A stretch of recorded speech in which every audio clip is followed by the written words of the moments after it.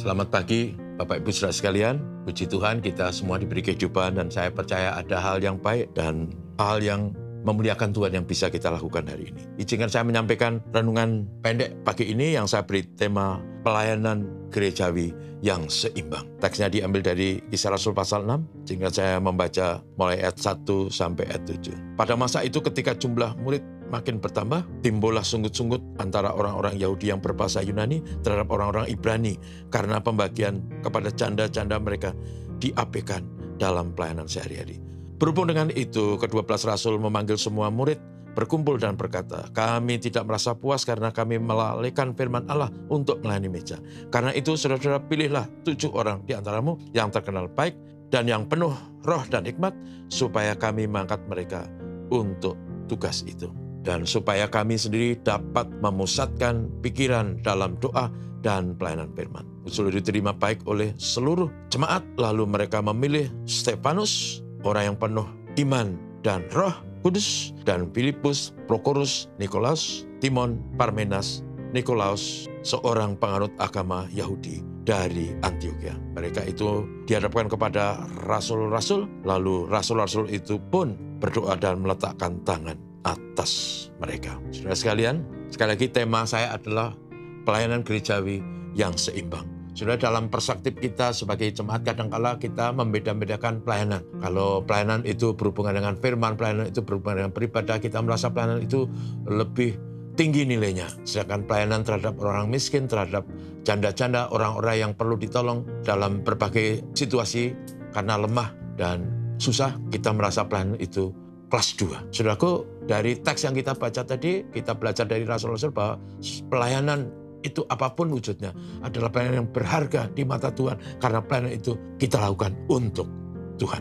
Walaupun wujudnya kepada jemaat, kepada orang-orang yang miskin. Saudara sekalian, dalam kisah ini kami melihat bagaimana rasul-rasul itu memandang pelayanan itu harus menjadi pelayanan yang utuh, yang seimbang. Pelayanan firman dan doa perlu dilakukan.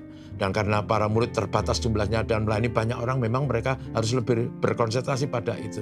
Tetapi murid-murid Yesus, para rasul itu kemudian menunjuk orang-orang dan menumpangkan tangan atas mereka supaya mereka bisa melayani umat, mereka yang lemah, mereka yang miskin, mereka yang perlu pertolongan, supaya jemaat semua merasakan damai, sejahtera, dan hidup dalam kebersamaan yang indah dan menyenangkan. Sekali lagi, karena apapun bentuk pelayanan itu adalah berharga di mata Tuhan. Karena itu, saudaraku, jangan pernah lupa bahwa gereja memang harus bisa menolong orang-orang yang lemah, yang kekurangan, janda-janda yang tak berdaya, sebab memang mereka perlu pertolongan. Apalagi dalam sudut pandang zaman itu sudah belum ada program pensiun, belum ada bantuan langsung tunai, katakanlah begitu. Dan itu sebenarnya gereja melakukannya.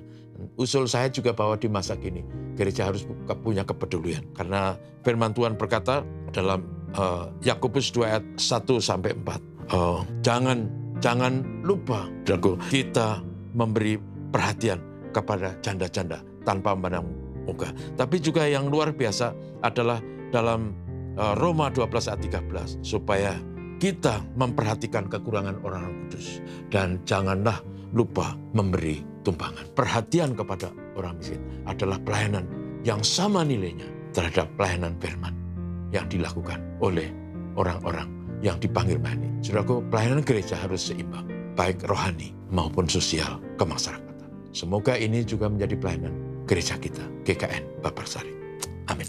Dan terima kasih Tuhan, karena Engkau mengingatkan kami bahwa gereja punya tanggung jawab untuk melayani secara seimbang, pelayanan rohani, pelayanan sosial, pelayanan kepada orang-orang yang kekurangan, orang yang miskin, dan perlu pertolongan.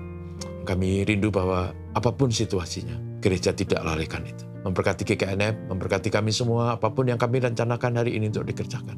Tuhan menolong kami semua. Terima kasih kepadamu. Terpujilah namamu. Ini doa kami dalam nama Yesus. Amin. Selamat pagi.